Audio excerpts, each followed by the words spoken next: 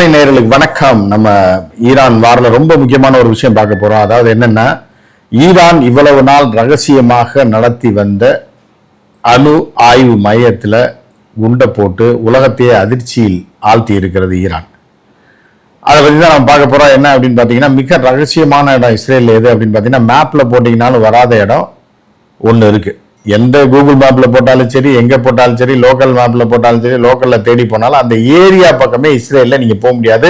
அது ஒரு தனி பாலைவன பகுதி. அந்த பாலைவன பகுதியில் மிக ரகசியமான இடம். அங்கே யார் போக முடியும்னா அணு சயின்டிஸ்ட் மட்டும் தான் போக முடியும். ஏனென்றால் இஸ்ரேல் அணு ஆயுதம் வச்சிருக்கா இல்லையான்னு இது வரைக்கும் யாருக்குமே தெரியாது. ஆனால் வச்சிருக்கு. இஸ்ரேல் வைக்காம இருக்குமா? ஒரு நாசகார சக்தி, உலகத்தின் நாசகார சக்தியாக கருதப்படும் இஸ்ரேல் வச்சிருக்காதுன்னு எவனும் லூசு கிடையாது, நம்பாம இருக்கு.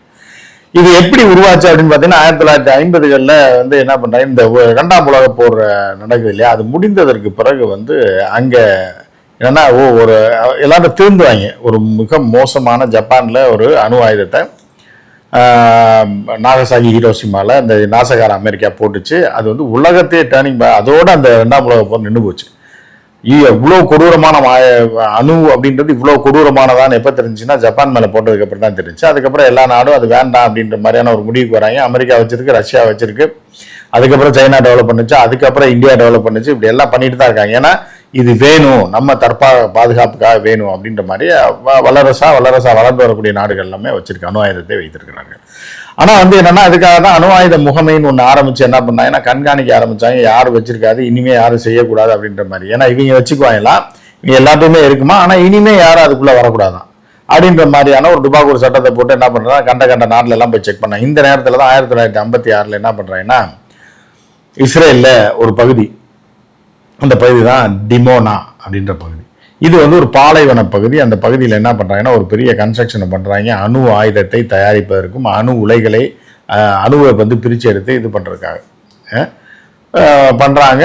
அதை யாருமே கேள்வி கேட்கல. யாரும் இது வரைக்கும் அதை போய் இருக்கா என்னன்னு பார்த்ததில்லை. இது டெவலப் பண்ணி என்ன பண்ணுறாங்கன்னா, ஒரு அணு ஆய்வு மையம் அப்படின்ற மாதிரி ஒன்று ரெடி பண்ணுறோன்ற மாதிரி ஆராய்ச்சி தான் பண்ணுறோம். நாங்கள் ஒன்றும் அணுவெல்லாம் என்கிட்ட ஒன்றுமே கிடையாதுன்ற மாதிரி ஒரு தான் டெவலப் பண்ணாங்க. 86 டெவலப் பண்ணி பெரிய அளவில் போய் என்ன பண்ணுறேன்னா, அணு ஆயுதம் தயாரிக்கிறதுன்னு உடனே தயாரிச்சிட முடியாது. அணு ஆயுதம் தயாரிக்கிறது தான் ஃபைனல். ஏன்னா அதை வந்து ஆயுதமாக தயாரிக்கிறது தான் ஃபைனல் ஸ்டேஜ். ஸோ அப்படி இருக்கும்போது என்ன ஆகுதுன்னா, 1986 இது எங்கிட்டலாம் ஒன்றும் இல்லை, அதை பற்றி எந்த கற்பனையும் இல்லை, எந்த மேப்லேயே அந்த ஏரியா தெரியாது, எந்த சேட்டலைட்டில் பார்த்தாலும் தெரியாதுன்ற மாதிரி இருந்த இடத்துல என்ன பண்ணுறாங்கன்னா, 1986 ஒரு நபர் அங்கே வேலை பார்த்த ஒரு சயின்டிஸ்ட்டு என்ன பண்ணுறாரு, ரகசியமாக, அந்த காலத்தில் ஃபோட்டோ எடுக்கிறன்றதே பெருசு, அதெல்லாம் எடுத்துடவே முடியாது, அதுவே ரொம்ப கஷ்டம். ஸோ அந்த சயின்டிஸ்ட் என்ன பண்ணுறாரு, கொஞ்சம் கொஞ்சமாக அங்கே இருக்கிற அணு தயாரிப்பு உற்பத்தி, அந்த ஆயுதம் தயாரிப்பதற்கான முனையம் எல்லாத்தையும், அந்த அங்கே வச்சுருக்க எல்லாத்தையும் ஃபோட்டோ எடுத்து என்ன பண்ணுறாருன்னா, ஒரு பிரிட்டிஷ் பேப்பருக்கு கொடுத்துறாரு.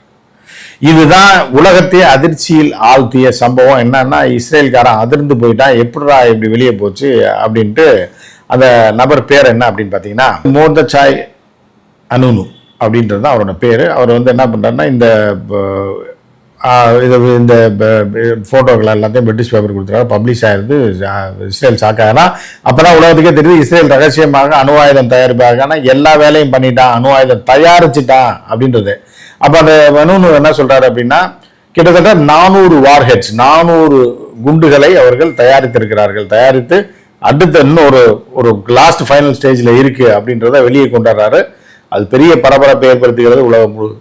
அதுல இருந்து எல்லாரும் பார்த்தா நினைச்சேன், அவன் சந்தேகம், இவன் வந்து ஒரு தீய சக்தி இவன் எப்படி இல்லாமல் இருக்கும் அப்படின்ற மாதிரியான போக்கு தான் எல்லாருக்கும் போச்சு. அப்புறம் அதுக்கப்புறம் 86 அப்புறம் பாருங்க, இப்போ 45 வருஷத்துல எவ்வளோ அவன் வந்து அட்வான்ஸ் டெக்னாலஜியில் எப்படி அணு ஆயுதத்தெல்லாம் தயாரித்து வச்சிருப்பான்னு சொல்லி.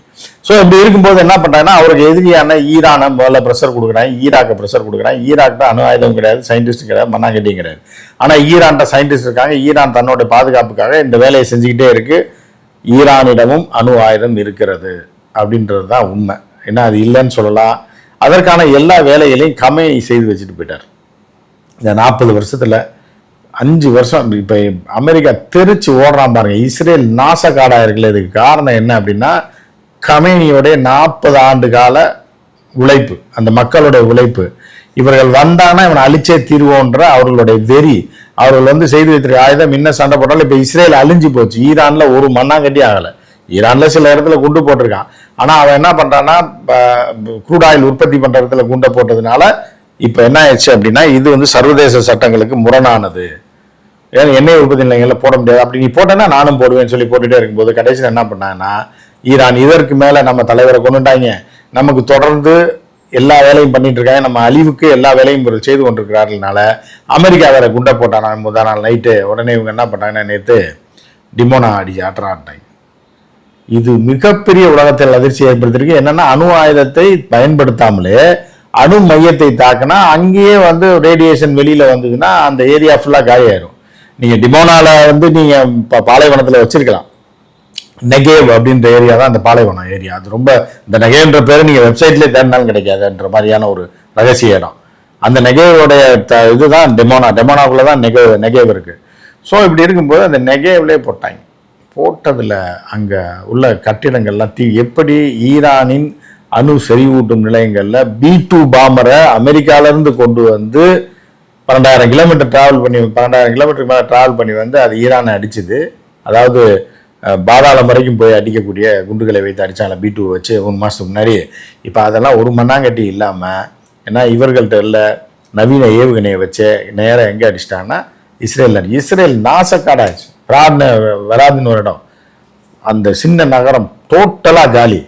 அதாவது அந்த வீடியோ போட முடியாது. இவங்க வந்து என்னென்னா நேர்மை நாணயன்வா யூடியூப்பில் எப்படி பண்ண என்ன சொல்லுவான்னா ஆம்புலன்ஸ் சத்தம் போடக்கூடாது, தீ எறிகிற மாதிரி காட்டக்கூடாதுன்னுவான். ஏன்னா அவனுக்கு எதிராக எதையும் காட்டக்கூடாது, வேற எவனாவது அடி வாங்கினான்னா அதை காட்டலாம். ஸோ அதனால் அதை பார்க்க முடியல. நீங்கள் உள்ளே போய் பார்த்தீங்கன்னா தெரியும் வெப்சைட்டில், இல்லை இன்னும் இப்போ டிக்டாக்ல அது இதில் எல்லாமே வரும்.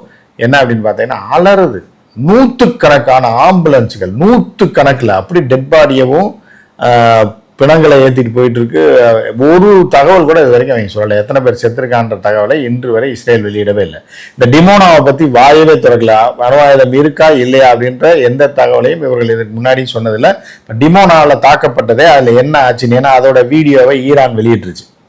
டிமோனாவில் நாங்கள் தாக்குதல் நடத்தியிருக்கோம், நெகேவில் வந்து அவருடைய ரகசிய இடத்துல தாக்குதல் நடத்தினது, அந்த இடத்தை அழிச்சிட்டோம், அந்த அணு ஆய்வு மையத்தை அழிச்சிட்டோம், பல சயின்டிஸ்ட் செத்து போயிட்டாங்க, அங்கே பாதுகாப்புக்கு இருந்த ராணுவ வீரர்கள் செத்து போயிட்டாங்க. ஏன்னா அது மிக பாதுகாப்பு தான். அதாவது டிமோனா பகுதிக்கு வேற யாருமே இஸ்ரேலியர்கள் கூட உள்ள போக முடியாது. அந்த 86 சம்பவத்துக்கு அப்புறம் அந்த சயின்டிஸ்ட் கொண்டு வந்து அந்த போட்டோ எல்லாம் பிரிட்டிஷ் மேகசினுக்கு கொடுத்ததுக்கு அப்புறம் யாருமே உள்நாட்டு மக்களோ அந்த நாட்டு மக்களோ கூட போனா சூட்டட் சைட்டு தான். எதற்காகவும் அங்கே உள்ள இருக்கிறவங்கன்னா வெளியில வரலாம், அதுவும் வந்து ரெஸ்ட்ரிக்டட். அங்கே வேலை பார்க்குறவங்க அங்கே இருக்கிறவங்க வெளியாளோட எந்த தொடர்பும் வைத்துக் கொள்ள முடியாது, அவர்கள் ஒரு ஃபோன் கூட எடுத்துட்டு போக முடியாது அந்த ஏரியாவுக்கு. அவ்வளோ வந்து பாதுகாக்கப்பட்ட இடமாக, இந்த உலகத்திலே அதிகமாக பாதுகாக்கப்பட்ட இடம், அதாவது பயங்கரமாக பாதுகாக்கப்பட்ட இடம் எதுன்னா அந்த டிமோனா மட்டும்தான். அந்த டிமோனாலே இப்போ போட்டாங்க. இதனால இஸ்ரேல் மிகப்பெரிய அழிவை சந்தித்திருக்கிறது. மொத்தமாக முடிச்சுட்டாங்கன்னு அர்த்தம். ஏன்னா இன்னும் இப்போ இவர் ஈரானுடைய வெளியுறவுத்துறை அமைச்சர் அராக்சி சொல்லியிருக்காரு, நீ வந்து அமெரிக்கா குண்டு போட்டுச்சுன்னு தான் நான் ஈரான் மேலே, நீ போட இஸ்ரேல் மேலே நாங்கள் குண்டுகளை போட்டு அதை அழித்து விடுவோம் டோட்டலாக. நீ இஸ்ரேலை இல்லாமல் ஆக்கணும்னு நினச்சேன்னா நீ எங்களை அடுத்து நாங்கள் அடிக்கிறோம்னு சொல்லிட்டு டோட்டலாக காலியாயிடுச்சு. இதுக்கப்புறம் என்னென்னா இது நாள் வரைக்கும் அசல் கைமாவில் எந்த தாக்குதல் அசல் கைமாவில் நடத்தவே இல்லை. ஏதாவது யூஏயில் ஒரு 7 இது இருக்குது, கிங்டம் இருக்குது. ஏன்னா பஹ்ரைனு, துபாய், இந்த மாதிரி ஒரு 7 இது இருக்குது. அசல் கைமா இருக்குது, ஷார்ஜா இருக்குது. இல்லை ஷார்ஜா மீதும் பெரிய அளவில் தாக்குதல் நடத்தலை ஈரான், அசல் கைமா மேலே. இப்போ வந்து ஒரு அறிவிப்பு விட்டுருக்காங்க, மக்கள்லாம் ஒழுங்காக வெளியேறிடுங்க, அங்கேருந்து அந்த கிங்டத்துலேருந்து வெளியேறுகின்ற எச்சரிக்கையை இன்று ஈரான் கொடுத்துருக்கு. ஸோ இது மேலும் அவர்களே மிடில் ஈஸ்ட்டை அச்சப்படுத்த வைத்திருக்கிறது, பதட்டப்பட வைத்திருக்கிறது.